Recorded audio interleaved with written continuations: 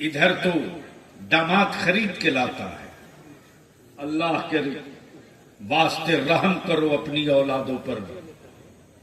तुझको पता नहीं है इस वक्त सोशल मीडिया पर ईमान वालों की बेटियों की आबरू की रोज धज्जियां उड़ रही हैं। उड़वाने वाला कोई और नहीं, मुसलमान तू है। तू आप हो मुजरिम, ये जुर्म आपका है। वरना उनकी क्या औकात जो मेरी बेटियों को आंख दिखा दे। ये सारी बीमारी मुसलमान तूने पैदा की, तूने की। अरे भारत में पागल भी अपना खून नहीं बेचता यार। लेकिन इस बाप को क्या कहोगे जो बाप अपनी औलाद बेच दे? वो भी कीमत 3 लाख रुपया, 5 लाख रुपया एक बाइक। अब कितना नीचे गिरोगे? अब कितना नीचे दबोगे? दुनिया ने तुझको नहीं दबाया है, तुमने इस्लाम को भी दबाया है और ईमान वालों को भी दबाया है। इसलिए मैं आपसे विनती करके कहूंगा, इस तिलक और जहेज को दफन करो। मालूम है मौलाना अब्दुल कुद्दूस साहब, अदारे शरिया के हजरत मिसवाई साहब जो तहरीक चल रही है, तो पटने की बात मैं कर रहा हूं। पटना से हम अब तक तो एक तहरीक का प्रोग्राम हो गया होता इधर, लेकिन हमारे उलमा को फुर्सत ही नहीं है। जाहिर सी बात है, ये गरीब करेंगे क्या?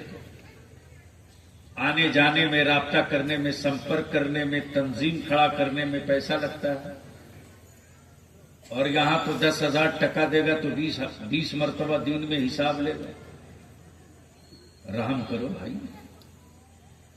कुछ अपनी आबादियों से बाहर निकलिए। वरना याद रखिए, भारत को आजादी मिले अभी 100 साल नहीं हुए, लेकिन आरएसएस को बने हुए 100 साल पूरा हो गया। यानी मुल्क की आजादी से पहले वो अपने काम पर लगे थे, तब आज सत्ता उनके हाथ में पहुंची है। आजादी के बाद इतने जख्म खाने के बाद भी अब तक हम सर जोड़ के ना बैठ सके कि हमें अपना गांव कैसा बनाना है, हमें अपना समाज कैसा बनाना है, हमें अपनी नस्ल और अपनी औलादों के लिए तालीम का, एजुकेशन का कैलेंडर कौन सा मुरत्तब करना है, मस्जिदें बचाने के लिए, मदरसों को सलामत रखने के लिए हमें अपनी डिजाइन कौन सी करनी है, आज तक फुर्सत न मिली। और जो करना चाहते हैं उनको लोग पागल समझते हैं, उनको लोग पागल समझते हैं। और जो कर सकते हैं आसानी से, उनको फुर्सत ही नहीं है। अल्लाह मिसवाई साहब, जब मैं गुजर रहा था तो मैं बड़ी बेचैन था, बड़ी परेशान था कि आखिर इस वबा से हम निपटे कैसे। मैं तो दावत दे रहा हूं, बगल में आपके झारखंड है, जहां जहां तहरीके बेदारी हो चुका है, हिम्मत नहीं है किसी बाप की जो अपनी औलाद को रेट लगा के बेच दे। बारात में जाने के लिए आदमी तो छोड़, जानवर भी नहीं मिलेगा। दरवाजे पर औकात नहीं कि कोई बैंड बाजा, डीजे और पटाखा फोड़ दे। 25,000 रुपया फाइन लगता है गांव में। हिम्मत नहीं है कि कोई बाहर का मौलवी आके निकाह पढ़ा दे। उस गांव का, मेरी कौम का नौजवान लाठी लेके खड़ा है, निपट लेंगे। ये टीम बनानी पड़ती है, और ये टीम कोई सियासी पार्टी नहीं, आपको खुद बनानी पड़ेगी। हम तो यही कहते हैं कि बंगाल में दादा को दे दिए 35 साल राज के लिए, दीदी को दे दिए 15 साल। मुसलमान तू अपनी औलादों के लिए सिर्फ 5 साल दे दे। बलिया भी आपसे वोट नहीं मांगता, आपसे आपकी औलादों की और अपनी आपकी बेटियों की इज्जत की हिफाजत की दीवार बनाने के लिए आपसे एक अपील मांगता है सिर्फ 5 साल के लिए निकाह को सस्ता और आसान कर दो। बंद करो बारात ले जाना, बंद करो जहेज तिलक, शुरू करो मस्जिदों में निकाह, बंद करो टेंट और दिस दैट पर खर्चा, और इसी पैसे को बचाकर अपनी औलादों को पढ़ा दो। याद रखना, जो कौम जाहिल होगी वो कौम मजदूर रहेगी, और जो कौम पढ़ लेगी वही कौम मालिक बनेगी। फैसला आपको करना है कि अपनी औलादों को मजदूर बनाकर मरना चाहते हो या मालिक बनाकर मरना चाहते हो। मालिक बनाना है तो पढ़ाना होगा, मजदूर बनाना है तो जाहिल रख लो। याद करो, पूरी दुनिया में इस वक्त मैं नहीं कहता मस्जिदें खूबसूरत ना बने, जरूर बने मस्जिदें खूबसूरत, लेकिन आप मस्जिदों में मखमल के मुसल्ले बिछा रहे हो और आपके पड़ोस के गरीब बाप की बेटी ज़कात और फितरे के मोहताज बनी है कि वो किसी तरह से बाप उसको रुखसत कर दे इज्जत के साथ। मस्जिदों का मीनार 80 फीट ऊपर जाएगा, ले जाओ, लेकिन याद रखना, गरीब की बेटियां यूं ही पड़ी रहें, तुम मस्जिदों का मीनार 80 फीट ले जाओ। ये मुस्तफा का दीन नहीं, आका का दीन ये है कि ईमान वाला जिधर से गुजर जाए गैर कहे कि 1400-1500 साल बाद जब गुलाम इतना अच्छा है तो रसूल कितना अच्छा होगा। हमारी पहचान वो थी जिस पर यहूदियों ने और कुफ्र ने मिलकर कहा कि मुसलमान किस रास्ते से गुजरा है, अगर इसका पता करना हो तो आदमी से पूछने की जरूरत नहीं, उस रास्ते से पूछ लो, वो रास्ते खुद बता देंगे कि मुसलमान इधर से गुजरा है कि नहीं। जिस रास्ते में कोई पत्थर और कांटा न मिले, समझ लो कि मुसलमान इस रास्ते से गुजर चुका है। इसलिए कि मुसलमान के पैगंबर ने कह दिया है कि रास्ते के कांटों को हटाकर आगे का सफर करो, पत्थर हो तो हटा लो तब आगे का सफर करो। मुसलमान अगर गुजरा होगा तो रास्ते में न पत्थर मिलेगा न कांटा मिलेगा। यह हमारी पहचान थी, लेकिन हमने अपनी पहचान कौन सी बना दी?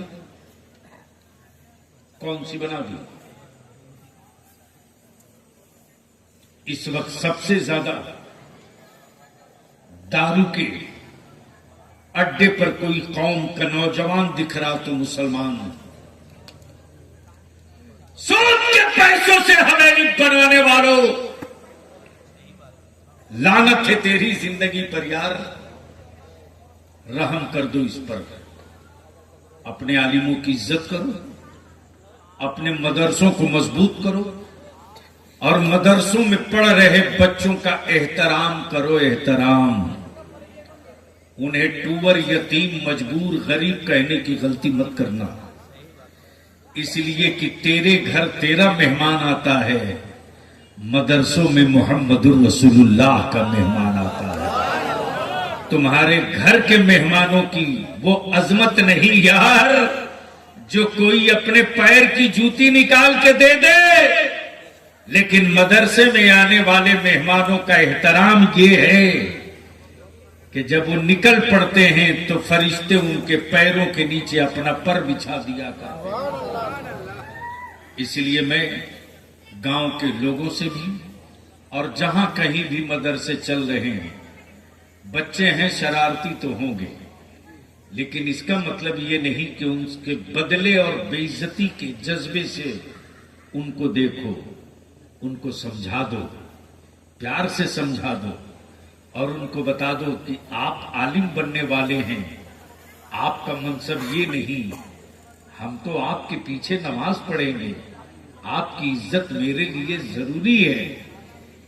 इसलिए मैं कमेटी वालों से भी गुजारिश करूंगा कि मदारिस के तलबा और असातिज़ा और आप, हम सब के सब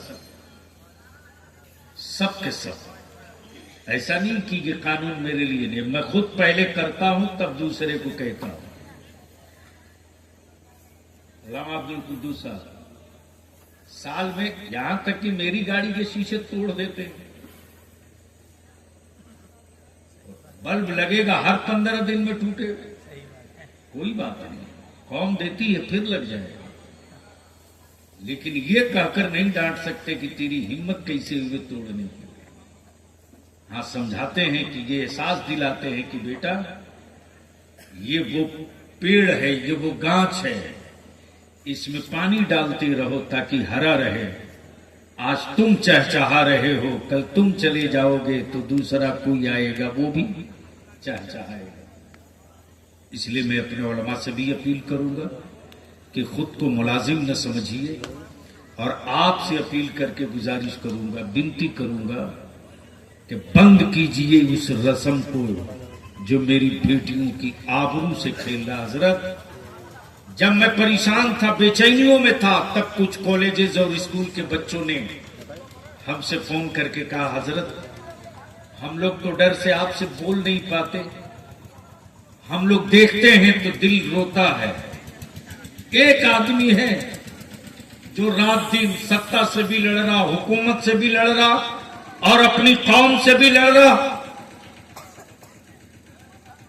आपको परेशानी है ना कि मुसलमानों की बच्चियां गैरों के साथ क्यों गई? असल बीमारी वहां नहीं, असल बीमारी यहां है। एक मीटिंग बुलवाइए हम स्कूल और कॉलेजेस के बच्चों के साथ। मौलाना पैर से जमीन खसक गई बलियाबी की। जब मैंने मीटिंग बुलाई, अल्लाह मिसवाई साहब इसी तरफ पिंडाल बंधा, मैंने कहा बीच से पर्दा डाल दो, बेटियां एक तरफ रहेंगी, और मैंने कॉर्डलेस माइक भेज दी। मैंने कहा बताओ हमारी बेटियां गैरों के घर कैसे जा रही हैं? जवाब सुनेंगे, पैर से जमीन खसक जाएगी। बच्चियां जवाब देती है, हजरत हम लोग स्कूल जाते हैं, कॉलेज जाते हैं, हम लोग कोचिंग जाते हैं, लौट कर स्कूल कॉलेज से आते हैं, मेरी मां को फुर्सत नहीं मिलती कि मेरी मां मुझसे बात करे। बेटी अपने बाप से हर बात नहीं कह सकती, बहन अपने भाई से हर बात नहीं कह सकती, लेकिन बेटी अपने मां से दिल की हर बात कह लेती है। मेरी मां को फुर्सत नहीं। जब मैं स्कूल कॉलेज से आती हूं तो मेरी मां मोबाइल लेकर अपने रूम में बंद है, एक बार नहीं पूछती कि तू इतनी देर कहां थी, आने में क्यों लेट हुआ। हम चाहे जय बजे जाएं, मेरी मां को पूछने की फुर्सत नहीं, मोबाइल लेकर पड़ी है। मेरा भाई मुझसे बात नहीं करता, वो मोबाइल लेके अलग पड़ा है। रात को मजदूरी करके, मेहनत करके, कारोबार करके, तिजारत करके मेरा बाप आता रात को थका हारा खा के, वो भी थोड़ी देर मोबाइल देखता, वो भी सो जाता, उसको भी फुर्सत नहीं मुझसे पूछे। मैं बेटी हूं, अपने दिल की बात किससे कहूं? मेरे अजीज, बचा सकते हो तो बचा लो, संभाल सकते हो तो संभाल लो। मैं अपनी मां बहनों से भी गुजारिश करके, अपील करके कहूंगा, अपनी बेटियों को वक्त दो और अपनी बेटियों पर नजर रखो, और अपने बेटों पर भी नजर रखो। बल्कि अब तो जरूरत इस बात की है कि हर गांव में, हर मदरसे, हर मस्जिद की कमेटी वाले हर गांव में एक नौजवानों की कमेटी बनावे, एक कमेटी बनावे, गांव सुधार समाज सुधार कमेटी। जिस किसी का बेटा 12 बजे, 11 बजे, 2 बजे रात तक मोबाइल का डब्बा लेकर के गली और कूचों में घूम रहा हो, बिला वजह बदतमीजियां कर रहा हो, डंडे मार के अंदर करो, इसलिए कि मोबाइल के डब्बे ने तेरी नस्लों को बर्बाद कर दिया और तुम खुश हो कि तेरा बेटा 50,000 का मोबाइल लेके घूम रहा। रहम कर दो अपने बच्चों पर, रहम कर दो अपनी औलादों पर, वरना आने वाले दिनों में तुम सूखे गांच की तरह रहोगे। कोई हवा चलेगी तुम गिर जाओगे। हरे पेड़ों को काटना जुर्म है, सूखे पेड़ों को काटना कोई जुर्म नहीं। जब सूख जाओगे तो जो चाहेगा वही तुझको काट देगा। हरे रहोगे ईमान से, हरे रहोगे इस्लाम से, हरे रहोगे नबी के इश्क से, हरे रहोगे रसूलुल्लाह की शरीयत से, तो दुनिया के किसी हुक्मरां की औकात नहीं, काटना तो दूर की बात रही, तेरी तरफ पलट के देखने की हिम्मत जुटा सके।